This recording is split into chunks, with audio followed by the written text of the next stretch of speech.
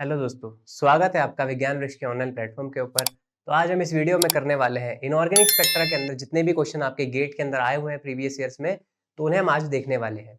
तो चलिए हम स्टार्ट करते हैं सबसे पहले क्वेश्चन के साथ। तो ये क्वेश्चन आपका आया था गेट 2004 के अंदर। देखिए, इनऑर्गेनिक स्पेक्ट्रा में आपसे ज़्यादातर ईएसआर के क्वेश्चन पूछे जाते हैं, या तो हेटेरो एनएमआर के क्वेश्चन पूछे जाते हैं, या फिर मॉसबोर के क्वेश्चन पूछे जाते हैं। मॉसबोर थोड़ा कम पूछा जाता है, जनरली आपको या तो ईएसआर के क्वेश्चन दिखते हैं या फिर हेटेरो एनएमआर के क्वेश्चन दिखाई देते हैं। तो सबसे पहला क्वेश्चन देखो, वो पूछ रहा है कि हाइपर फाइन लाइंस यहाँ पर बता दीजिए ईएसआर स्पेक्ट्रम में मिथाइल रेडिकल के लिए क्या होगी। तो देखो, जब आप मिथाइल रेडिकल की बात करेंगे तो ये हो गया भाई आपका मिथाइल रेडिकल। ठीक है, तो अगर मैं इस मिथाइल रेडिकल को थोड़ा सा ढंग से लिखूं तो ये क्या है एक्चुअली में, सी 3H आपके इस तरह से है और एक ऊपर रेडिकल है। तो देखो, ये जो रेडिकल होता है ना, ये इन तीनों हाइड्रोजन से, देखो ये तीनों हाइड्रोजन कैसे हैं, इक्विवेलेंट है। इन तीनों हाइड्रोजन से स्प्लिटिंग करेगा और आपको नंबर ऑफ लाइंस जो देखने के लिए मिलेंगी। देखो, नंबर ऑफ लाइंस कैसे निकालोगे आप, तो NOL लिख रहा हूं मैं, NOL मतलब नंबर ऑफ लाइंस। ये आपका फॉर्मूला क्या होता है, इसका फॉर्मूला होता है 2ni+1। ठीक है, ए, फिर उसके बाद 2ni+1 बी, ऐसे करते आप सो ऑन चलते रहेंगे। ठीक है, तो ऐसे टोटल नंबर ऑफ लाइंस आपको मिल जाएंगी।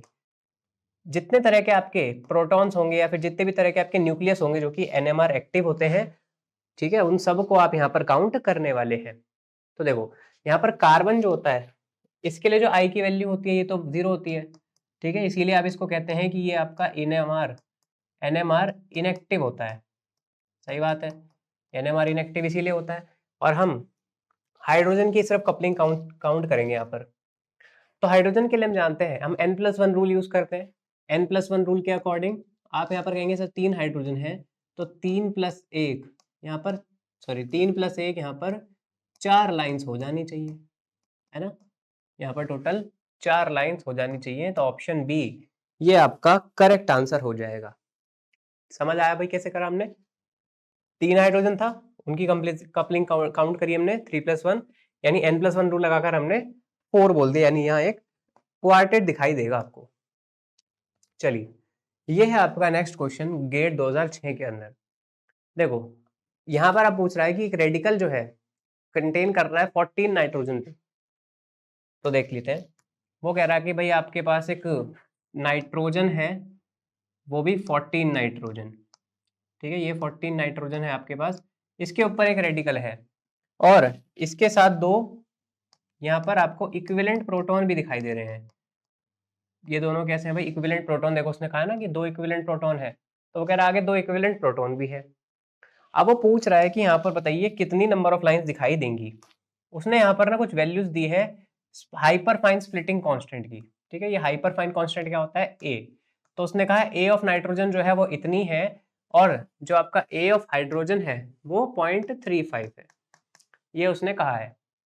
तो देखो, सबसे पहले हम इसको ट्री बनाएंगे, सबसे पहले इसका स्पेक्ट्रल ट्री बनाएंगे इसका। तो सबसे पहले मान लो ये सिंगल था। अब नाइट्रोजन क्या होता है आपका, स्प्लिट करेगा i इज इक्वल टू 1 की वजह से। i इज इक्वल टू 1 से आपकी कितनी स्प्लिटिंग हो जाएगी यहाँ पर, देखो सबसे पहले i इज इक्वल टू 1 की वजह से यहाँ पर स्प्लिटिंग होगी। तो i इज इक्वल टू 1 की वजह से ये आपको ट्रिपलेट में स्प्लिट करके दे देगा। ठीक है भाई, ट्रिपलेट में स्प्लिटिंग करके देगा कुछ इस तरह से। अब देखो, आप पूछ रहे होंगे भाई ट्रिपलेट क्यों आया। देखो, सबसे पहले आप यहाँ पर कौन सा फॉर्मूला लगाओगे स्प्लिटिंग के लिए, 2ni+1 वाला। इसके लिए n कितने हैं यहाँ पर, 1 ही है नाइट्रोजन के लिए, 2 × 1, और i की वैल्यू भी यहाँ पर 1 ही दे रखी है। तो सॉल्व करोगे तो आपको क्या दिख रहा है कि भाई नाइट्रोजन की वजह से यहाँ पर 3 लाइंस में ये स्प्लिट होगा। और ये जो 2 लाइंस है, इन दोनों लाइंस के बीच का जो डिस्टेंस है उसी को इसने 1.61 मिली टेस्ला बोला है। ठीक है, इसी को आप यहाँ पर बोलते हो स्प्लिटिंग कांस्टेंट। ठीक है, हाइपरफाइन स्प्लिटिंग कांस्टेंट। ये हो गए भाई यहाँ पर पहली बात जो नाइट्रोजन की वजह से स्प्लिटिंग हुई। अब वो कह रहा है नाइट्रोजन के बाद 2 इक्विवेलेंट प्रोटॉन्स, यानी उनकी वजह से स्प्लिटिंग होगी। ये किसकी वजह से, नाइट्रोजन की वजह से। तो हाइड्रोजन की वजह से हम कैसे निकालेंगे, Na+1 डायरेक्टली यूज करेंगे। Na+1 हाइड्रोजन की वजह से, तो 2+1, यानी यहाँ पर भी ये 3 लाइंस में इसको स्प्लिट करेगा। ठीक है, तो मतलब हर एक लाइन आपकी 3-3 लाइंस में टूट जाएंगी कुछ इस तरह से। देखो, ये आपका कुछ इस तरह से।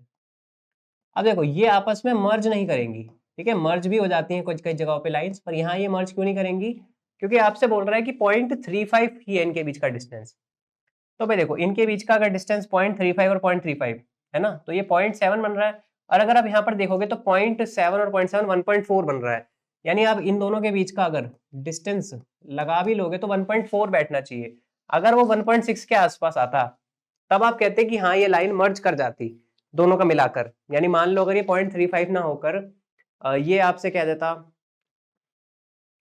सॉरी अच्छा ये तो 0.35 ही दिया है, सॉरी ये तो 0.35 और 0.35 0.7 ही हुआ, यहाँ पर टोटल ही 0.7 हुआ, तो ये तो 1.6 दे रखा है, मतलब इनके बीच का डिस्टेंस बहुत ही ज्यादा है, ठीक है। वैसे तो इतना मैंने क्लोज बना दिया, इतना क्लोज भी नहीं बनेगा ये और भी थोड़ा दूर दूर जाएगा, ठीक है। वैसे तो मैंने बना दिया, कोई बात नहीं, आप चाहो तो इसको और थोड़ा दूर दूर बनाओगे ना तो भी कोई दिक्कत नहीं है, यानी ये मर्ज नहीं करेंगे यहाँ पर, ये बात मुझे कंफर्म हो चुकी है, ठीक है भाई, समझ आ गई बात।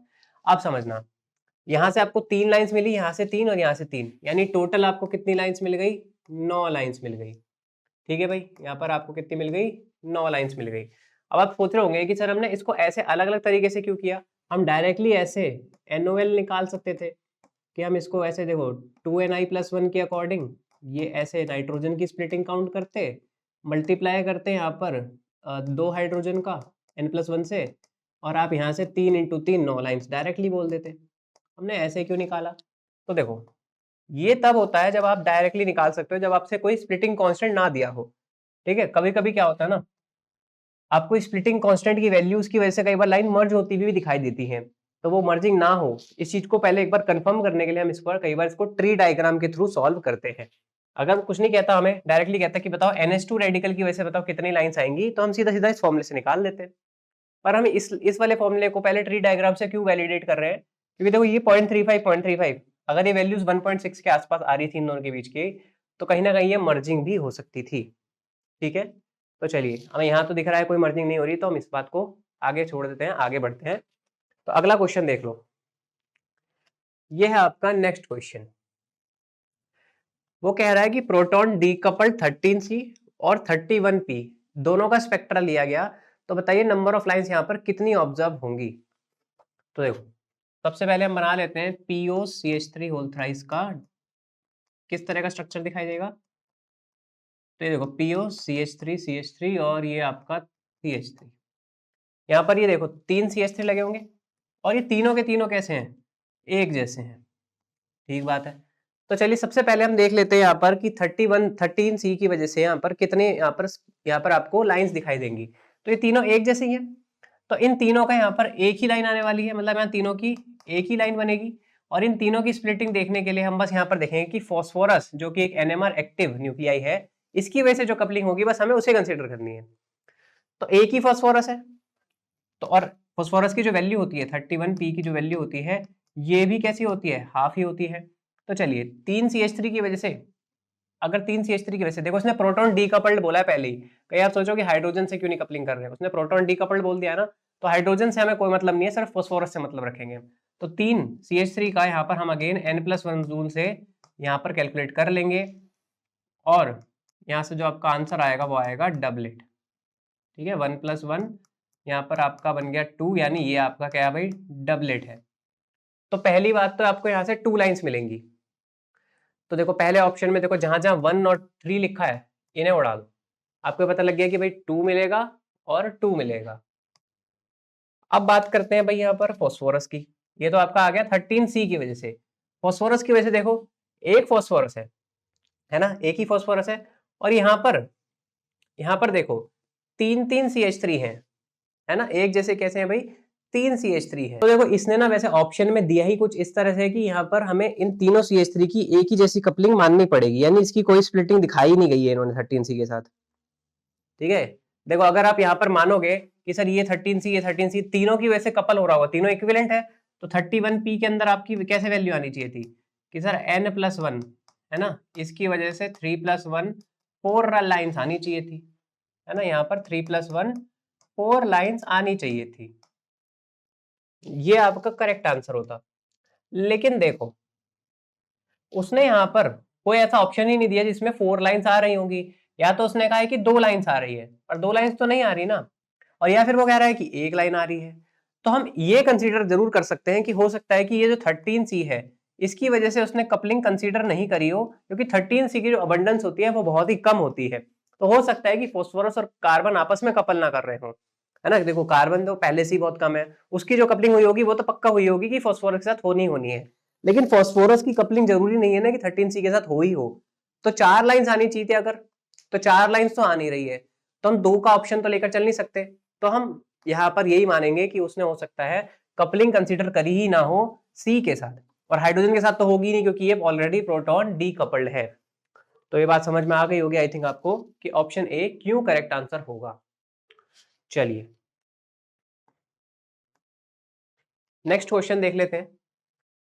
देखो इस क्वेश्चन में आपसे क्या कह रहा है, वो कह रहा है कि Cl(F3) को अगर हम स्टीरियोकेमिकली रिजिड माने तो उसका 19F NMR स्पेक्ट्रम कैसा दिखेगा।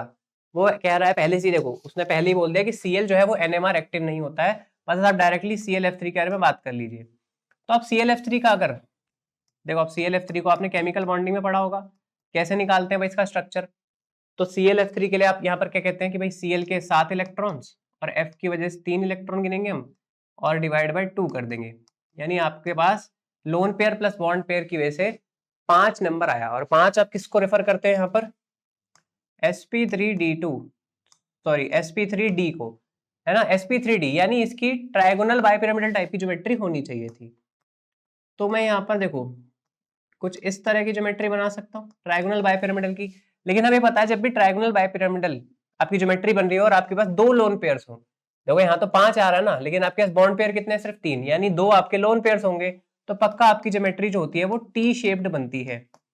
अब ये चीज आप ऑलरेडी पढ़ चुके हो बॉन्डिंग के अंदर, यहाँ पर हमें उस चीज से मतलब नहीं है, हमें ये पता है कि भाई ये टी शेप्ड ज्योमेट्री बनेगी यहाँ पर, बिल्कुल ठीक बात।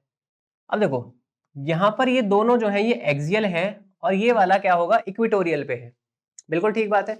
उसने कहा स्टीरियोकेमिकली रिजिड है, यानी ये यहाँ पर फ्लेक्सोनियल बिहेवियर नहीं दिखा रहे होंगे कि ए जो है वो ई में कन्वर्ट हो जाए और ई जो है ए में कन्वर्ट हो जाए, तो हमें इसको अलग अलग ही मानना पड़ेगा। चलिए अब अगर यहाँ पर हम बात करें, ठीक है, सबसे पहले हम यहाँ पर देख लेते हैं, अगर दो एक्सियल वाले जो फ्लोरीन है ये दोनों इक्वल है, इनकी वजह से जो यहाँ पर स्प्लिटिंग होने वाली है वो सिर्फ इक्वेटोरियल की वजह से होगी, तो यानी एक इक्वेटोरियल जो आपका फ्लोरीन है वही यहाँ पर स्प्लिट करेगा। तो देखो जहां जहां पर i इज इक्वल टू 1/2 होता है ना, वहां आप n+1 रूल को डायरेक्टली यूज कर सकते हैं। ठीक है, बार बार ये मत सोचना कि सर n+1 रूल क्यों लगा रहे हैं बार बार यहाँ पर, देखो फ्लोरीन की जो वैल्यू है वो हाफ है ना, तो इसीलिए हम यहाँ पर डायरेक्टली वैल्यू लगा सकते हैं। तो n+1 मतलब यहाँ पर एक ही इक्वेटोरियल वाला फ्लोरीन है, तो यानी 1+1 यहाँ पर 2, यानी हमारे पास यहाँ पर डबलेट आने वाला है एक्सियल वालों के लिए। ठीक है, तो एक तो डबलेट आने ही वाला है, तो देखो सिंगलेट तो दूर दूर तक नहीं होगा, है ना, 2 सिंगलेट या एक सिंगलेट आने से मतलब ही नहीं बचता। एक सिंगलेट पता कब आता, जब आप इसमें फ्लेक्सोनियल बिहेवियर को ऐड कर लेते हैं, यानी ये दोनों सबको इक्वल मान लेते, तो भाई एक ही सीधी सीधी बात है, एक सिंगलेट आता। और यहाँ पर ये 2 सिंगलेट तो कहीं से भी नहीं आ सकते, डबलेट तो यहाँ पर कंफर्म है आएगा ही आएगा।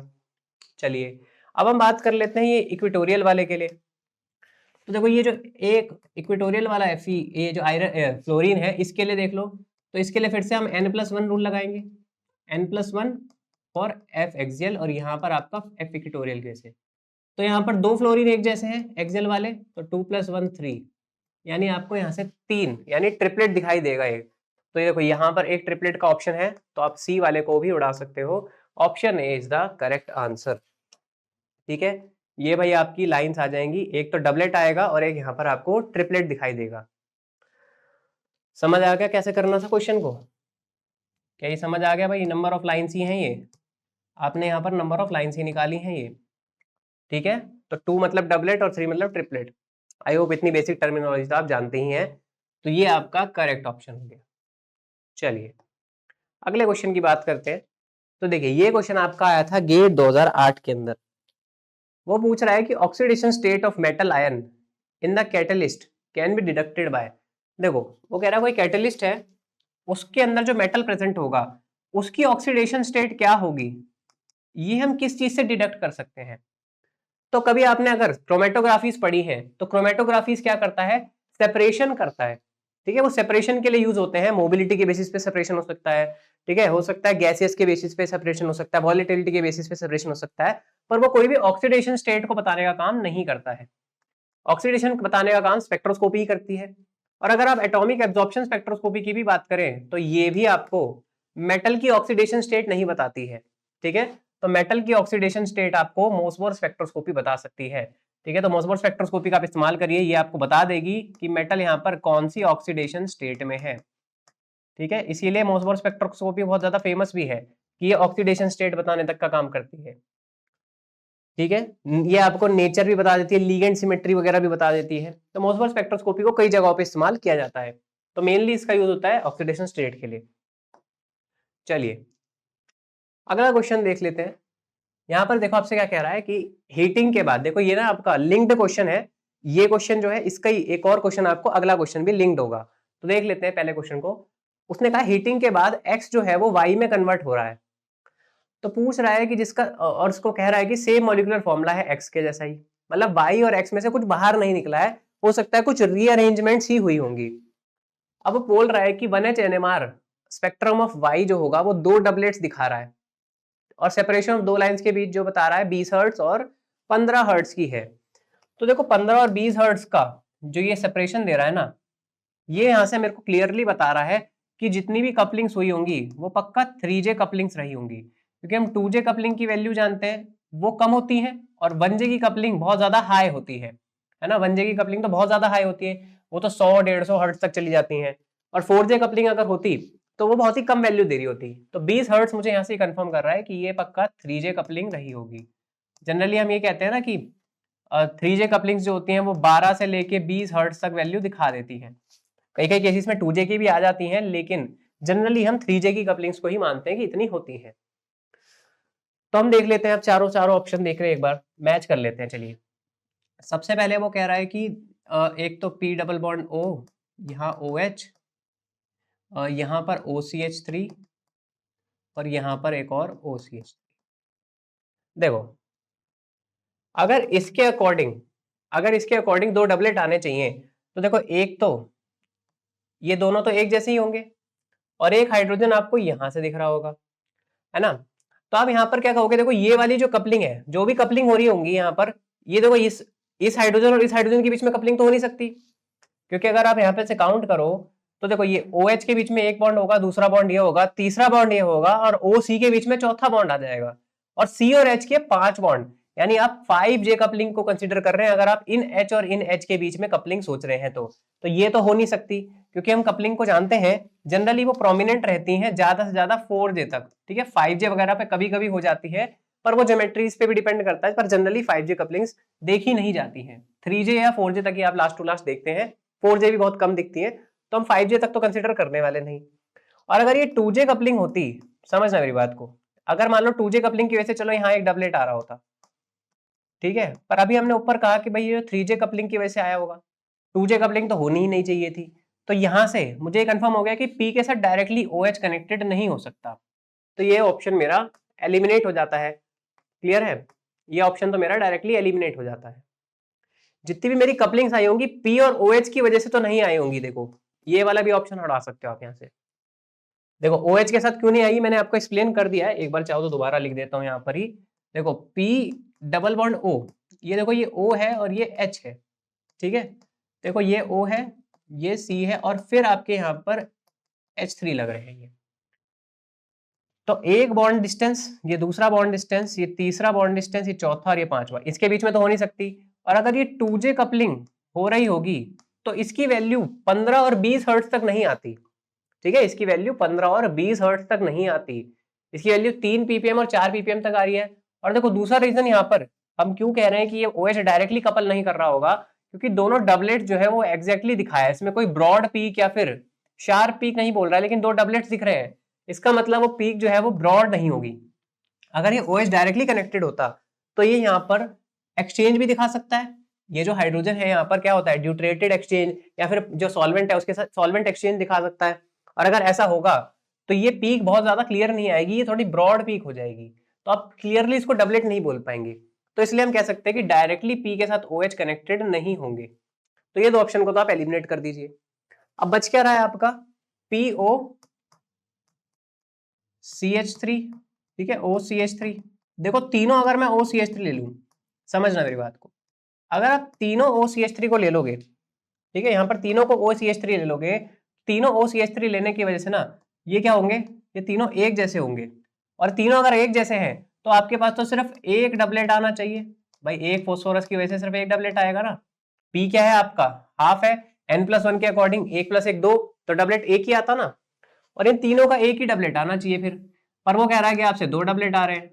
तो ये भी मुझे कंफर्म हो गया है कि यहाँ पर ये तीनों एक जैसे नहीं होने चाहिए, तो इसलिए बी ऑप्शन भी कट गया आपका, और option C is the correct answer. देखो कैसे होगा, देखो ये P डबल बॉन्ड O होगा, ये OCH3 होएगा, ये OCH3 होगा, और ये आपका CH3 होगा, ठीक है, ये आपका CH3 होगा डायरेक्टली। अच्छा, आप यहाँ पर पूछोगे सर देखो ये 2J कपलिंग तो यहाँ भी कर रहा है ना, 2J कपलिंग तो ये यहाँ भी कर रहा है, तो सर हमने इसको क्यों कंसीडर करा और उसको क्यों नहीं कंसीडर करा। देखो इसके अंदर ना एक रीजन तो ये मैं बोल सकता हूँ कि हाँ चलिए 2J कपलिंग हो रही है तो इस वजह से हम इसको एलिमिनेट कर रहे थे, पर दूसरा जो मैंने आपको रीजन बताया कि यहाँ पर आपका ब्रॉड सिग्नल हो जाएगा, और अगर ब्रॉड सिग्नल हो रहा है तो ब्रॉड सिग्नल होने की वजह से ये डबलेट जैसा दिखेगा ही नहीं, समझ मेरी बात, ये वाले जो दो OCH3 है बस इसकी वजह से ही आपको ये डबलेट दिखाई देगा, इन दोनों के वजह से डबलेट दिखाई देगा और एक डबलेट दिखाई देगा, सेम केस, ठीक है यहाँ पर। तो इस वजह से आप यहाँ पर इसको एलिमिनेट कर रहे थे OH को, क्या ये बात समझ पा रहे हो। तो आपका जो करेक्ट आंसर होगा इस वजह से होगा, यहाँ पर एक इसकी वजह से आएगा सिग्नल और 2 सिग्नल इसकी वजह से आ जाएंगे, ठीक है, तो इसलिए आपका option C is the correct answer. अब देखिए ये आया कैसे, अब इसको यहाँ पर हम लिंक करते हैं, वो कह रहा है कंपाउंड एक्स, ठीक है, कंपाउंड एक्स क्या होगा, अब ये एक्स ही पूछ रहा है आपसे, तो देखो एक्स क्या हो सकता है, अभी हमने कहा कि जो कंपाउंड है मेरा वाई वो है ये OCH3 OCH3 और CH3, तो देखो वैसे आप इसके थ्रू भी हिंट ले सकते थे कि हम यहाँ पर क्यों OH को नहीं ले रहे हैं। अब आधे लोग सोच रहे होंगे सर हमने तो वहां पर OH3 ले सकते, आप तो OH को भी ले सकते थे, क्यों नहीं लिया, हम ये जानना चाहते हैं। तो देखो रीजन आपको यहां से मिल जाएगा, ये कंपाउंड आपको दिया गया है Y, है ना, ये कंपाउंड दिया गया है Y, अगर आपने कैलकुलेट करके निकाला है। अब मैं अगर कह रहा हूँ X जो है मॉलिक्यूलर फॉर्मूला सेम होना चाहिए, यानी आपके पास 3 CH3 तो प्रेजेंट होने चाहिए, है ना, और ऑक्सीजन भी कितने होने चाहिए, सिर्फ 3 होने चाहिए। अगर आप यहाँ देखोगे, अच्छा यहाँ पर भी 3 ही ऑक्सीजन है, ठीक है, तो यहाँ पर देखो ये कैसे बन सकता है, अगर आपके पास यहाँ पर POCH3, ठीक है, POCH3 और ये एक और OCH3, तो जब आप इसको हीट कर देते हैं ना, तो हीट करने की वजह से जो एक ऑक्सीजन होता है, ठीक है, वैसे तो होता क्या है, ये यहाँ से CH3 पहले बाहर निकलता है, ये जो O लोन पेयर होते हैं ये P बॉन्ड O बना लेता है, और फिर CH3 अगेन यहाँ पर आपका अटैक कर देता है डायरेक्टली फॉस्फोरस के ऊपर, तो एक तरह से ये आपका क्या हो रहा है, एक तरह से माइग्रेटरी इंसर्शन हो रहा है, ये यहाँ से CH3 माइग्रेट करके P की तरफ चला जाता है और ये P डबल बॉन्ड O बन जाता है, क्योंकि इसकी टेंडेंसी होती है ना P डबल बॉन्ड O बनाने की, ये बात तो आपको पता ही होगी जब आप मेन ग्रुप पढ़ते हैं कि जो आपकी P और O के बीच में डबल बॉन्ड बनने की टेंडेंसी बहुत ही हाई होती है। तो हम यहाँ से ये कंफर्म कर सकते हैं कि देखो जी ये X रहा होगा, ठीक है, ये X रहा होगा, और हीट करने के बाद ये CH3 यहाँ से माइग्रेट कर जाता। अगर यहाँ पर OH वगैरह होता ना तो डायरेक्टली, ठीक है, अगर OH वगैरह होता तो फिर आपकी वैल्यूज थोड़ी सी H के साथ डायरेक्टली कनेक्टेड होती, और ऐसा कोई ऑप्शन है नहीं यहाँ पर, ठीक है, ये वाला अगर आप कह रहे हो कि सर ये हो सकता अगर PH, तो फिर यहाँ से माइग्रेशन के लिए कोई पॉसिबिलिटी नहीं बचती, ठीक है, तो इसलिए आपका करेक्ट आंसर जो होगा वो ऑप्शन ए हो जाएगा। देखो OH होता अगर तो भी यहाँ से माइग्रेशन की कोई पॉसिबिलिटी नहीं बचती, OH होता तो OH तो बाहर ही निकल जाता, तो OH बचता ही नहीं है आपके पास यहाँ पर, इसलिए हम यहाँ से भी कह रहे हैं कि इसका आंसर जो होगा वो ऑप्शन सी ज्यादा एक्यूरेट होगा, ठीक है। चलिए अगले क्वेश्चन की बात कर लेते हैं, तो देखो ये क्वेश्चन देख लेते हैं एक बार। तो 31 NMR स्पेक्ट्रम की बात करें अगर हम, तो P4S3 यहाँ पर क्या दिखाएगा वो ये पूछ रहा है। तो P4S3 का पहले हम स्ट्रक्चर देख लेते हैं कैसा दिखता है। तो P4S3 जब भी आपको बनाना हो ना, तो आप सबसे पहले P के बीच में सल्फर लगा दो, ठीक है, ये सल्फर, ये P, ये सल्फर और ये P, और ये कुछ इस तरह का आपको स्ट्रक्चर दिखाई दे जाएगा, कुछ इस तरह से। ये होता है भाई P4S3 का स्ट्रक्चर। तो आप यहाँ पर देखोगे, देखो ये फॉस्फोरस एक सल्फर से कनेक्टेड है, ये फॉस्फोरस भी एक सल्फर से कनेक्टेड है, ये फॉस्फोरस भी सिर्फ एक सल्फर से कनेक्टेड है। तो ये तीनों कैसे हैं, एक जैसे हैं। लेकिन ये वाला जो फॉस्फोरस है, देखो ये इस वाले और इस वाले तीनों सल्फर से कनेक्टेड है, इसलिए ये आपका अलग तरह का फॉस्फोरस होगा। तो P4S3 में आपको कैसे दिख गए, दो तरह के सल्फर दिख गए। अब जब मेरी बात समझना, दो तरह के सल्फर दिख गए तो क्या आपको एक जैसा सिग्नल दिखाई दे सकता है, क्या एक जैसा सिग्नल दिखाई दे सकता है? भाई ये तीन फॉस्फोरस अगर एक जगह है और ये एक फॉस्फोरस एक जगह है तो एक जैसे सिग्नल तो दूर दूर तक नहीं दिखेंगे, सिग्नल पक्का अलग अलग ही आने वाले हैं। चलिए अब निकाल के देख लेते हैं। अगर मैं पी पीबी की बात करूं, एक पीबी की, तो एक पीबी यहाँ पर तीन फॉस्फोरस की वजह से स्प्लिट होगा, यानी आप n+1 के अकॉर्डिंग निकाल सकते हैं। तो n यहाँ पर कितने हैं भाई, तीन, तो 3 + 1 4, यानी आपके पास एक क्वार्टेट तो पक्का आना चाहिए। ठीक है, यहां से मेरे को एक कंफर्म हो गया कि एक क्वार्टेट तो पक्का आएगा। तो एक क्वार्टेट आएगा, तो भाई मुझे देखो एक ही ऑप्शन दिख रहा है जहां पर क्वार्टेट आ रहा है, ऑप्शन बी भी आपका गलत हो चुका है। ठीक है, निकालना है बाकी दूसरे वाले को भी, तो वो भी निकाल के देख लो जी। तो तीन पी ए की वजह से देखो क्या आएगा, तीन पी ए की वजह से n+1 लगाओगे, यहाँ पर भी n+1 लगाओगे तो तीन पी ए एक पीबी की वजह से स्प्लिट होगा, तो 1 + 1 यानी 2, और आपका 2 मतलब डबलेट ही होता है। ठीक है भाई, तो ये आपके करेक्ट आंसर हो गए। आई होप आपको समझ में आ गया होगा कि ऑप्शन सी क्यों करेक्ट आंसर है। चलो आगे बात करते हैं। देखिए ये आया आपका गेट 2009 के अंदर, यह आपसे पूछ रहा है कि 1H NMR स्पेक्ट्रम में HAD जो है वो किस तरह से रेशो कंसिस्ट कर रहा होगा, किस तरह का रेशो दिख रहा होगा और कौन सा सिग्नल दिखाई दे रहा होगा। तो देखो H की अगर मैं बात करूं, ठीक है, H की बात करूं तो वो आपका किससे कपल हो रहा होगा, D की वजह से। और D की अगर आप I की वैल्यू बात करोगे, I की वैल्यू अगर आप D के लिए देखोगे तो वो होती है 1। ठीक है, तो 1 होती है, चलिए कोई बात नहीं। 1H NMR ही देखना है, तो यहाँ पर नंबर ऑफ लाइंस कितनी आएंगी, 2 इंटू एक ड्यूटेरियम है, आई की वैल्यू कितनी है 1 है, +1, यानी आपको यहाँ से 3 लाइंस दिखाई देंगी, और 3 लाइंस का मतलब यहाँ पर आपको ट्रिपलेट दिखाई देगा। ठीक है जी, ट्रिपलेट तो दिखाई दे रहा है, मुझे ये बात कंफर्म हो गई। तो सिंगलेट तो पहले उड़ा दो, डबलेट भी उड़ा दो, ट्रिपलेट आने वाला है। अब वहां पर उसने इंटेंसिटी रेशोज भी पूछे हुए हैं कि क्या होंगे। तो देखो इंटेंसिटी रेशो कैसा होगा, जब आप यहाँ पर बात करते हो ड्यूटेरियम की जिसकी वैल्यू आई की 1 है, तो जब इसके लिए निकालोगे तो एक के लिए आपकी कितनी लाइंस आ रही हैं, 3। तो सबसे पहले वालों के लिए आप हमेशा क्या करते हैं कि 1:1 में ही आती है सारी लाइंस। जब भी n1 होता है तो आपकी लाइंस हमेशा इक्वल इंटेंसिटी के साथ आती हैं, इस चीज को आप यहाँ पर नोट कर लो। ठीक है, जब भी n1 होता है जितनी भी लाइंस होंगी वो सब आपकी इक्वल इंटेंसिटी में ही होंगी। ठीक है, ये n1 के लिए काउंट करा है ना हमने, तो 3 लाइंस आपकी 1:1 रेशो में ही होगी, इसलिए ऑप्शन सी आपका करेक्ट होगा, डी नहीं होगा। देखो 1:1 पता कब आता, जब आप यहाँ पर 1H के साथ ही कपल कर रहे हो, तो 2 हाइड्रोजन की वजह से जो कपलिंग होती ना 1H की, वो आपको ट्रिपलेट देती 1:2:1 का। ठीक है, यहाँ पर n=2 के लिए आती। तो आई होप आपको ये समझ आ गया होगा। चलिए अगला क्वेश्चन देख लेते हैं। यह है आपका नेक्स्ट क्वेश्चन। देखो इस क्वेश्चन में आपसे क्या पूछ रहा है, कह रहा है कि एक 6 कोऑर्डिनेट ट्रांजिशन मेटल कॉम्प्लेक्स है ESR में, और वो मोसबोर दोनों में ही एक्टिव है, मतलब उसमें अनपेड इलेक्ट्रॉन भी है और वो मोसबोर भी एक्टिव है। तो सबसे पहले मैं आपको बता देता हूँ, मोसबोर जो जनरली आप देखते हो एक्टिव, उसमें आपको एक तो आयरन होता है, ठीक है, निकल भी होता है आपका मोसबोर एक्टिव जनरली, जिंक भी होता है, ये आपके कुछ कॉमन हो गए। फिर आपका टिन होता है, ठीक है, और भी आपके कुछ ऐसे मेटल्स होते हैं। तो हम जनरली जो पढ़ते हैं वो ये 4 मेटल्स की बात करते हैं, जनरली पढ़ते हैं, वैसे तो इसकी और भी लंबी लिस्ट होती है, पर जनरली हम जो डी ब्लॉक के लिए पढ़ते हैं या फिर आसपास पी ब्लॉक के लिए पढ़ते हैं वो ये मेटल्स गिनती में आते हैं। और इनमें से सबसे ज्यादा कॉमन जो होता है वो होता है एक तो आयरन और एक होता है आपका टिन, क्योंकि इसमें से मोसबोर स्पेक्ट्रोस्कोपी में 90% जो आपकी स्टडीज होती है जनरली आयरन या टिन के ऊपर ही होती है। तो मैंगनीज तो होगा नहीं, है ना, पहले तो मैंगनीज को पहले ही उड़ा दो, मैंगनीज तो होगा ही नहीं यहाँ पर। अब आपको कोऑर्डिनेशन से एक चीज पता है कि जो 5.9 बोर मैग्नेटोन आपका जो मैग्नेटिक मोमेंट आ रहा है ना, ये मैग्नेटिक मोमेंट किस वजह से आ रहा होगा, ये तब आ रहा होगा जब आपका जो नंबर ऑफ अनपेड इलेक्ट्रॉन है वो करीबन करीबन 5 हो। कैलकुलेट कर लेना चाहे तो n+2 वाले रूल से आप जब निकालोगे तो 5 अनपेड इलेक्ट्रॉन के लिए 5.9 आता है।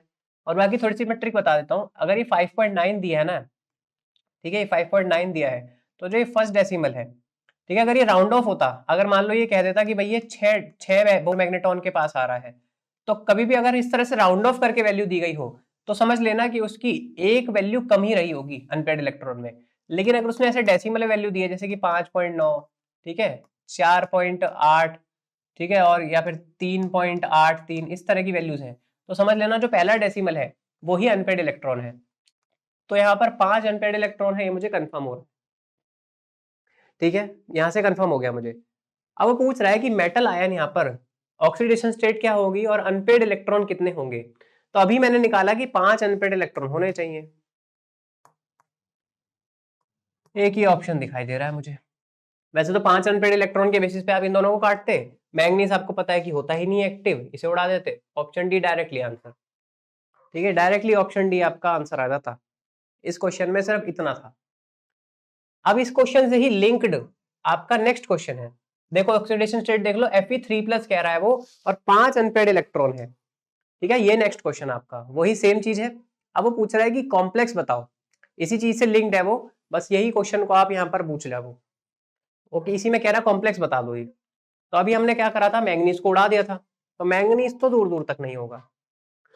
और उसके बाद अगर वो कह रहा है कि यहाँ पर 5 अनपेड इलेक्ट्रॉन है, तो पक्का हाई स्पिन कॉम्प्लेक्स रहा होगा। लो स्पिन तो पॉसिबल ही नहीं है ना, लो स्पिन तो पॉसिबल ही नहीं है, क्योंकि अगर आप यहाँ पर Fe+3 की बात करो तो ये D5 लो स्पिन का कॉम्प्लेक्स है, और D5 लो स्पिन का कॉम्प्लेक्स मतलब आपका T2G5 Eg0 टाइप का कॉम्प्लेक्स है। यानी यहाँ पर सिर्फ आपको एक ही अनपेड इलेक्ट्रॉन मिलेगा, जो आपको यहां दे रखा था, देख रहे हो ये Fe3+1 इलेक्ट्रॉन वाला, ये केस है ये। फिर आपको यहाँ पर देखो, यहाँ पर देखो ये क्या है, Fe2+, ठीक है, Fe2+, पहले मैं इसे उड़ा देता हूँ क्योंकि ये तो दूर दूर तक आंसर नहीं है। तो देखो Fe2+ का मतलब क्या हो गया भाई, D6 हाई स्पिन, ठीक है, ये H2O है, H2O मतलब हाई स्पिन कॉम्प्लेक्स बनाएगा। तो यहाँ पर आप जब T2G और Eg की फिलिंग करोगे तो हाई स्पिन में देखो 1 2 3 4 4 5 और ये 6, तो यहां से आपको 4 अनपेड इलेक्ट्रॉन मिल रहे हैं, 5 नहीं मिलेंगे, ठीक है। और ये वाला ऑप्शन देखो, ये वाला है Fe2 4 इलेक्ट्रॉन वाला, तो ये वाटर के साथ जो लिगेंड लगे ना D6 हाई स्पिन का, ये वाला है। तो 4 अनपेड इलेक्ट्रॉन तो है नहीं, साफ पता चल रहा है मेरा ऑप्शन डी ही करेक्ट आंसर होगा, क्योंकि Fe3+ यानी D5 हाई स्पिन का कॉम्प्लेक्स है ये, ठीक है। 5 अनपेड इलेक्ट्रॉन सिर्फ D5 हाई स्पिन के अंदर ही दिखाई देते हैं आपको। तो ये आपका हो गया भाई T2G3 Eg2, और यहाँ से आपको 5 अनपेड इलेक्ट्रॉन देखने के लिए मिल जाएंगे। तो समझ आ गया होगा आई थिंक ये क्वेश्चन भी आपको। अगले क्वेश्चन पे बढ़ते हैं हम। चलिए, ये है आपका नेक्स्ट क्वेश्चन गेट 2011 के लिए। कह रहा है करेक्ट पेयर बताओ 1H और 31P NMR में, अगर ये आपको मॉलिक्यूल दे दिया गया है, ठीक है, CHFPCl2 का होल ट्वाइस।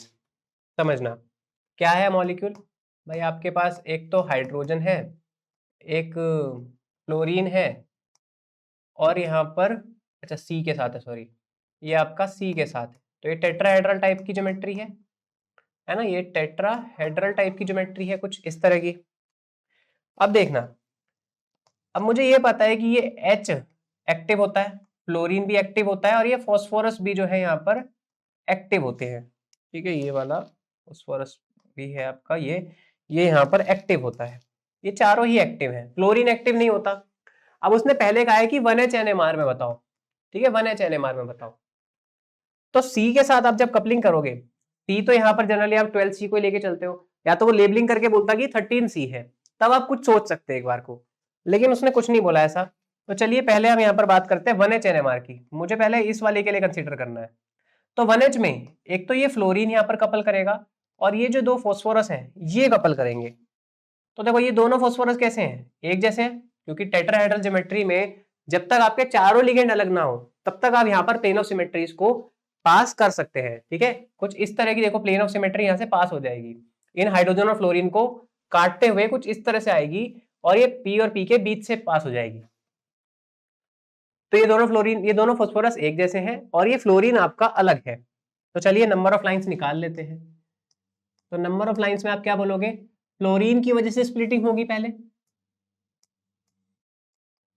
फ्लोरीन की वजह से स्प्लिटिंग होगी अगर, तो आप वहां पर n+1 के अकॉर्डिंग 1+1 डबलेट बोलेंगे कि फ्लोरीन की वजह से एक डबलेट आया, है ना, फ्लोरीन की वजह से एक डबलेट आया। और फिर फास्फोरस 2 है तो 2+1, ये आपका फास्फोरस की वजह से एक ट्रिपलेट आया, यानी डबलेट और ट्रिपलेट ये आपको दिखाई देगा 1H NMR में, है ना। डबलेट और ट्रिपलेट मतलब 6 लाइंस आनी चाहिए। तो देखो 1H NMR में देखो कहाँ कहाँ पे 1H NMR दिया है, देखो यहाँ तो 3 लाइंस दी है, काट दो इसे। यहाँ 2 लाइंस दी है, काट दो इसे। देखो यहाँ पर 3 और 3, ये 6 लाइंस दी है, तो ये एक आंसर हो सकता है। यहाँ पर फिर से देखो 3 लाइंस दी है, काट दो। मैं देखो यार मतलब क्या कर रहा था, 1H NMR से ही क्वेश्चन हो गया आपका, ठीक है, 1H NMR से ही क्वेश्चन हो गया। वो कह रहा है डबलेट और ट्रिपलेट आएगा एक, तो मुझे दिख रहा है ये क्या है, एक ट्रिपलेट और ये क्या है, दूसरा ट्रिपलेट। तो ये कैसा हो गया आपका, डबलेट ऑफ ट्रिपलेट्स, ठीक है, डबलेट ऑफ ट्रिपलेट्स यानी 2 ट्रिपलेट्स। डबलेट और ट्रिपलेट्स का मतलब ये हो गया कि ट्रिपलेट और ट्रिपलेट का एक डबलेट हो गया, सेम इंटेंसिटी रेशियो के साथ। ओके भाई, अब चाहो तो आप इसको मैच भी कर लो। जब आप यहाँ पर एक के साथ लेते हो तो जो डबलेट आएगा वो 1:1 का होगा। तो देखो इन दोनों की जो डबलेट्स है, इन दोनों के लिए ये देखो ये डबलेट भी 1 का और ये भी 1 का। अब जो ट्रिपलेट्स है उनका रेशो यहाँ पर 1:2:1 है, ठीक है, ये ट्रिपलेट्स का रेशो जो है ये 1:2:1 है। तो आप यहाँ से कह सकते हैं कि हाँ जी 1H NMR में यही वाला होगा। और 31P के लिए निकाल के देख लो, यही आएगा डबलेट ऑफ डबलेट, ठीक है, निकाल के देख लेते हैं।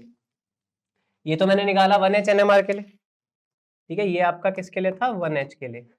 चलिए 31P के लिए देख लेते हैं। तो नंबर ऑफ लाइंस देख लो कितनी आएंगी। देखो ये 2 फास्फोरस की एक ही लाइन आएगी, तो एक तो फ्लोरीन की वजह से स्प्लिटिंग होगी और एक हाइड्रोजन की वजह से। तो फ्लोरीन की वजह से फिर 2 आएगा, यानी एक डबलेट आएगा 1+1 की वजह से, और एक 1+1 वहां पर हाइड्रोजन की वजह से होगा। तो यहाँ पर 2 डबलेट्स आएंगे, यानी डबलेट्स ऑफ डबलेट, यानी डबलेट ऑफ डबलेट। तो देखो यहाँ दिख भी रहा है मुझे कि ये डबलेट है, दोनों के दोनों डबलेट ऑफ डबलेट, और इनके इंटेंसिटी रेशो भी 1:1 आएगा, और इनके बीच में भी 1:1 है। देखो ये दोनों भी आपस में 1:1 में ही है, ठीक है। तो इसलिए आपका करेक्ट ऑप्शन जो होगा वो ऑप्शन सी हो जाएगा। हो गया, इस क्वेश्चन में कोई मुश्किल तो था नहीं, आराम से हो गया ना। देखो इस क्वेश्चन में कॉम्प्लेक्सिटी नहीं थी, वो अगर चाहता ना थोड़ा सा अच्छा आंसर बनाता तो वो इंटेंसिटी रेशियो कंपेयर कराता। वैसे तो यहाँ इंटेंसिटी रेशियो से कंपेयर ही नहीं कराया, क्योंकि एक ही ऑप्शन बन रहा है जिसका आंसर ये होगा। अगर थोड़ा अच्छा क्वेश्चन होता ना तो वो इनके साथ एक और ऐसी लाइन देता और उसमें इंटेंसिटी रेशियो में चेंजेस लाता, ठीक है। चलिए कोई बात नहीं, आगे अगर कोई ऐसा क्वेश्चन होगा तो देख लेंगे उसे भी। आइए, तो ये क्वेश्चन है आपका मोसबोर स्पेक्ट्रोस्कोपी से। तो पूछ रहा है extent of Mossbauer quadrupole splitting of iron follows the order. तो देखो सबसे पहले आप याद रखना, मोसबोर के अंदर हम 2 चीज देखते हैं। पहली चीज होती है इलेक्ट्रिक फील्ड ग्रेडियंट, और दूसरी चीज होती है आपकी B0 यानी मैग्नेटिक फील्ड। तो EFG अगर आपकी 0 आ जाए तो यहां पर कोई क्वाड्रुपल स्प्लिटिंग नहीं होती है, ठीक है। पहली चीज तो ये देख लो कि अगर आपके पास EFG 0 आ जाती है तो कोई यहां पर क्वाड्रुपल स्प्लिटिंग नहीं होती है, ठीक है, इस चीज को लिख लो। फिर दूसरी चीज है आपकी क्या, अगर आपकी EFG नॉट इक्वल टू 0 होती है तो क्वाड्रुपल स्प्लिटिंग होती है। अब किसमें ज्यादा होती है किसमें कम होती है ये हम देख लेते हैं। अब सबसे पहले तो EFG निकाली कैसे जाती है वो समझ लो। EFG के लिए हम यहां पर देखते हैं सिमेट्रीज, ठीक है। सबसे पहली सिमेट्री क्या देखी जाती है, अगर आपकी लिगेंड सिमेट्री, ठीक है, और दूसरी आपकी क्या होती है, इलेक्ट्रॉनिक सिमेट्री। तो लिगेंड सिमेट्री और इलेक्ट्रॉनिक सिमेट्री ये दोनों चीजें आप देख लो, और इसके बेसिस पे आपको EFG बतानी होती है। अगर लिगेंड सिमेट्री क्या कैसी कैसी होती है, एक तो स्फेरिकल होती है, एक एक्सियल होती है। सेम इलेक्ट्रॉनिक में भी आपकी एक तो स्फेरिकल होती है और एक एक्सियल होती है। बिल्कुल ठीक बात है। अब समझना, स्फेरिकल कब आती है लिगेंड सिमेट्री? जब आपके पास परफेक्ट टेट्राहेड्रल या ऑक्टाहेड्रल हो। जैसे कि मान लो मेटल के साथ 6 के 6 लिगेंड सेम हो, परफेक्ट टेट्राहेड्रल, और मेटल के साथ या तो 4 लिगेंड सेम हो, परफेक्ट टेट्राहेड्रल। इसके अलावा कोई भी ज्योमेट्री हो, ठीक है, इसके अलावा कोई भी ज्योमेट्री हो, चाहे फिर वो किस तरह की भी हो, आप चाहे इसमें ML5 ले लो, ML7 ले लो, कुछ भी ले लो, एक भी लिगेंड अगर चेंज हो गया तो आपकी ये लिगेंड सिमेट्री स्फेरिकल नहीं रहेगी। स्फेरिकल होने के लिए सिर्फ ये कंडीशन है, ठीक है। और एक्सियल होने के लिए तो भाई कुछ भी कंडीशन हो सकती है, इसमें से ML5 बना दो, ठीक है, पांचों लिगेंड सेम हो लेकिन 5 लिगेंड हो, उससे फर्क नहीं पड़ता। फिर 5 लिगेंड है या फिर मतलब टेट्राहेड्रल और ऑक्टाहेड्रल के अलावा कोई भी ज्योमेट्री है, वो सब एक्सियल में ही आएंगी। इलेक्ट्रॉनिक देखना भाई और भी आसान होता है। आप JTD निकालते हैं ना, उसमें क्या करते हैं, अगर आपकी सिमेट्रिकल इलेक्ट्रॉनिक फिलिंग हो, ठीक है, सिमेट्रिकल इलेक्ट्रॉन फिलिंग हो, तो आप कहोगे कि भाई ये आपकी सिमेट्रिकल इलेक्ट्रॉन फिलिंग की वजह से स्फेरिकल होगा। और अगर इसके अलावा कोई भी इलेक्ट्रॉनिक फिलिंग है तो आप कहोगे कि ये जी एक्सियल है, ठीक है। ये होता है इलेक्ट्रॉनिक सिमेट्री और लिगेंड सिमेट्री निकालने का तरीका। अब देखो, ये तो आपने समझ लिया कि ये निकाल रहे हैं, और ये निकाल क्यों रहे हैं? अगर आपकी लिगेंड सिमेट्री और spherical symmetry, sorry, ligand symmetry और इलेक्ट्रॉनिक सिमेट्री दोनों ही स्फेरिकल आ जाए, उसी केस में आपकी EFG 0 होगी, वरना आपकी EFG 0 नहीं होगी। कोई भी एक केस में अगर एक्सियल आ जाए, मान लो एक एक्सियल हो, एक स्फेरिकल हो, दूसरा एक्सियल हो, पहला स्फेरिकल हो, या दोनों ही एक्सियल हो, इन तीनों केसेस में ही आपकी EFG नॉट इक्वल टू 0 आ जाएगी, और यहां पर आपकी फिर क्वाड्रपल स्प्लिटिंग दिखाई देगी आपको, ठीक है, यहां फिर आपको क्वाड्रपल स्प्लिटिंग दिखाई देगी। चलिए अब एक्सपेरिमेंट देख लेते हैं, एग्जाम्पल देख लेते हैं इसके, कैसे करा हमने। देखो, सबसे पहले उसने 3 मॉलिक्यूल दिए हैं। उसने सबसे पहले कहा है कि देखो ये आयरन+3 है, आयरन+3। अब आप सोच रहे होंगे सर ये तो FeCl3 है और 6 पानी के मॉलिक्यूल है, तो ये यहां से कौन सी सिमेट्री दिखेगी? तो देखो, आप इसे ये लिख सकते हो, FeH2O6 और Cl3 बाहर, कुछ ऐसा लिखा जा सकता है। तो अगर आप ढंग से देखो तो ये क्या है, आयरन+3, और साथ में ये 6 के 6 लिगेंड सेम है। मेरी बात समझना, ये 6 के 6 लिगेंड सेम है और ये ऑक्टाहेड्रल है, यानी ये क्या है, लिगेंड में परफेक्टली सिमेट्रिकल। देखो, मेटल के साथ 6 के 6 लिगेंड सेम है कि नहीं, तो यहां मैं कह सकता हूं कि हाँ जी, लिगेंड की सिमेट्री तो यहां पर परफेक्टली बैठ रही है, यानी ये स्फेरिकल होगा, ठीक है। एस लिख लो या फिर स्फेरिकल लिख लो, जैसा मर्जी चाहो लिख लो। तो ये तो मुझे कंफर्म हो गया, लिगेंड की स्फेरिकल है। अब अगर इसकी ऑक्सीडेशन स्टेट के बेसिस पे हम यहाँ पर सिमेट्री निकालें, इलेक्ट्रॉनिक सिमेट्री, तो इलेक्ट्रॉनिक सिमेट्री देखो कैसे फिलिंग होगी यहाँ पर। भाई आप ये जानते हो ये D5 कैसा हो गया, हाई स्पिन। H2O तो वीक लिगेंड ही होगा ना यहाँ पर आयरन के लिए, तो D5 हाई स्पिन है, और D5 हाई स्पिन की फिलिंग कैसे होती है, T2G3Eg2। और यहां से भी आप क्या कह दोगे कि देखिए ये परफेक्टली फिलिंग है, सिमेट्रिकल फिलिंग है, तो ये भी कैसा है, स्फेरिकल है, ठीक है भाई। अब ये भी स्फेरिकल है और वो भी स्फेरिकल है, तो यानी यहां पर आपकी EFG कैसी हो गई, 0 हो गई है।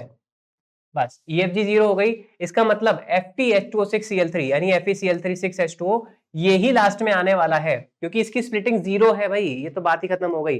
सबसे आगे आने वाले या बीच में आने वाले तो मतलब ही खत्म हो गए, क्योंकि मुझे बाकी जगहों पर दिख रहा है। देखो यहाँ पर, देखो ये 5 लिगेंड एक जैसे हैं और ये अलग हो गया, देख पा रहे हो, ये 5 लिगेंड एक जैसे हैं और ये वाला आपका अलग है। तो यहां से तो कंफर्म हो रहा है कि ये कैसा है, नॉन स्फेरिकल है ना, एक्सियल है ये, यहां से देखते ही मुझे पता चल रहा है। और यहाँ भी देखो 2 क्लोरीन और 4 पानी, यानी ये कैसे है, ट्रांस और सिमेट्री बन सकती है ना। तो ये भी मुझे कंफर्म मिल रहा है कि यहाँ पर भी आपकी लिगेंड सिमेट्री तो नहीं आने वाली, यहाँ भी नहीं है और यहाँ भी नहीं है, दोनों ही तरफ नहीं है लिगेंड सिमेट्री तो इसीलिए यही सबसे लास्ट में आएगा, FeCl3 वाला, ठीक है भाई, ये समझ आता है। अब चलिए इन दोनों में निकाल लेते हैं, इन दोनों में फटाफट निकाल लें। देखो लिगेंड में देख रहा है मुझे दोनों में ही सिमेट्री नहीं है, लिगेंड की सिमेट्री तो दोनों में ही गायब है, ये पक्का EFG नॉट 0 है, ये बात समझ आती है। अब मुझे देखना है कि अगर दोनों में ही सिमेट्री नहीं है, मान लो लिगेंड तो है ही नहीं दोनों में, एक्सियल भी, अगर वो इलेक्ट्रॉनिक सिमेट्री भी यहाँ पर दोनों तरफ एक्सियल है, क्या है कि नहीं ये देख लेते हैं। तो देखो यहां अगर मैं बात करूं तो ये कैसा है भाई, Fe+2। देखो यहाँ -2 आया होगा, कैसे आया होगा, +1 इसकी वजह से और -5 इसकी वजह से। बैलेंस कर लेना, बैलेंस कर लेना, तो यही आएगा, +2 होगा आयरन। आयरन अगर +2 है ना, आयरन अगर +2 है और ये वाला लिगेंड दोनों ही कैसे हैं, स्ट्रॉन्ग फील्ड लिगेंड है, तो ये कैसा बन गया, D6 लो स्पिन, है ना, ये कैसा बन गया, D6 लो स्पिन। और D6 अगर लो स्पिन है तो इसको मैं क्या लिख सकता हूं, T2G6 EG0। और T2G6 EG0 भाई आप JTD से रिलेट कर लेना। आप ये कहते हो क्या कि इसमें JTD होगी कि नहीं, आप क्या कहोगे इसमें कि JTD है या नहीं, क्योंकि ये कैसी है, सिमेट्रिकल फिलिंग, है ना, ये कैसी है भाई, सिमेट्रिकल। और सिमेट्रिकल है तो यानी इसमें सिर्फ, देखो इसमें सिर्फ क्या है, +2 वाले में आपकी लीगेंड की ही सिमेट्री गायब है, लेकिन इलेक्ट्रॉनिक सिमेट्री प्रेजेंट है। दूसरे इस वाले में चेक कर लो, देखो ये भी कैसा है, +2 में है, लेकिन देखो यहां पर पानी भी वीक है और Cl भी वीक है, तो ये कैसा हो गया, D6 हाई स्पिन का केस। और हाई स्पिन का केस है मतलब T2G4 EG2। यानी यहां से तो मुझे दिख रहा है कि ये ना तो आपका इलेक्ट्रॉनिक में सिमेट्री दिखा रहा है और ना ही यह लीगेंड में सिमेट्री दिखा रहा है। तो खुद ही समझदार हो आप, ये दोनों चीजों में सिमेट्रिकल है तो सबसे लास्ट में हो गया। ये दोनों ही चीजों में अनसिमेट्रिकल है, जिसे आप एक्सियल का नाम दे रहे हो, तो ये कैसा होना चाहिए, सबसे ज्यादा ही होना चाहिए ना। तो इसलिए आपका ऑप्शन ए करेक्ट हो गया, क्योंकि बी वाले में भले ही आपकी लीगेंड सिमेट्री नहीं है लेकिन इलेक्ट्रॉनिक सिमेट्री है, किसी एक तरह की सिमेट्री तो प्रेजेंट है ना, तो ये सबसे बर्बाद तो नहीं होगा, सबसे बर्बाद तो नहीं होगा ना ये। तो इसलिए ऑप्शन ए आपका करेक्ट आंसर हो जाएगा। आई थिंक समझ आ गया होगा कि क्या करा है हमने इसमें। बेसिक सा क्वेश्चन था, बस थोड़ा सा समझाने में टाइम लगा आपको, लेकिन अब हम ऐसे क्वेश्चन को फटाफट कर सकते हैं, क्योंकि इसमें देखो इतनी जल्दी जल्दी होएगा। सबसे पहले आप क्या चेक करोगे, देखो 2 सेकंड में देखो फटाफट कैसे होता है ये। आप सबसे पहले चेक करते हैं लीगेंड सिमेट्री है कि नहीं। आप कहते हैं देखो यहाँ लीगेंड सिमेट्री है, यहाँ नहीं है, यहाँ नहीं है, तो इस चीज के अंदर लीगेंड सिमेट्री नहीं है। फिर आप एक्सियल सिमेट्री देखते हैं यहाँ पर, तो आप कहते हैं कि देखो जी एक्सियल सिमेट्री भी है यहाँ पर, तो ये दोनों तरह से सिमेट्रिकल है, तो इसको तो सबसे पहले आप पीछे फेंक देते हैं। ठीक है, इसे तो चेक करते सबसे पहले पीछे फेंक देते हैं आप। ये पीछे हो गया तो सी और डी कट गए थे। अब दिख रहा है मुझे लीगेंड सिमेट्री तो दोनों में ही नहीं है। एक्सियल किसमें हो सकती है भाई, ये +2 है और ऊपर से सारे स्ट्रॉन्ग फील्ड है, तो ये D6 लो स्पिन हो गया, बस एक जगह पर यहाँ सिमेट्री आ गई। अब इस वाले में अगर दोनों ही सिमेट्री, इसमें भी सिमेट्री आ जाती फिर हम कुछ और चेक करते। अब मान लो यहाँ पर देख लिया इसमें सिमेट्री नहीं आई, ये कैसा फिर एक्सियल हो गया, और अगर ये एक्सियल है तो बस यहाँ से बात खत्म हो गई, ऑप्शन ए करेक्ट आंसर आ चुका है आपके पास। ठीक है, समझ आ गया कैसे करना था। चलिए अगला क्वेश्चन देख लेते हैं। तो ये क्वेश्चन है आपका गेट 2015 का। देखो उसने कहा है यहाँ पर कि जो वैल्यू ऑफ जी क्या होगी और नंबर ऑफ सिग्नल क्या होंगे रेफरेंस स्टैंडर्ड डीपीपीएच का। देखो डीपीपीएच का मतलब क्या होता है, वैसे तो यहाँ पे पूरा नहीं लिखा, डीपीपीएच का मतलब होता है 2,2 डाइफिनाइल पिक्राइल हाइड्रोजाइल। पिक्राइल हाइड्रोजीन लिख सकते हो आप, पिक्राइल हाइड्रोजीन लिख सकते हो, हाइड्रोजाइल भी लिख सकते हो, कोई दिक्कत नहीं है, जैसा समझने के लिए आपको इजी लगे। देखो बन क्या रहा है वो समझना, वो कह रहा है 2 और 2 पे 2 फिनाइल ग्रुप है। ठीक है, फिनाइल ग्रुप या तो पीएच लिख लो मैं यहाँ पर, आप चाहो तो पूरी बेंजीन बना लेना। और पिक्राइल ग्रुप कैसा दिखेगा, देखो पिक्रिक एसिड जानते हो आप, पिक्रिक एसिड जानते हो, जिसमें ऑर्थो और पैरा पोजीशन पे NO2 ग्रुप लगे होते हैं OH के साथ, इसको आप पिक्रिक एसिड बोलते थे। मैंने क्या करा, OH की जगह यहाँ पर नाइट्रोजन ले लिया, तो इसी को आप कहते हो पिक्राइल ग्रुप, इसी को क्या कहते हो, पिक्राइल ग्रुप। और यहाँ पर एक इलेक्ट्रॉन होता है आपका रेडिकल फॉर्म में।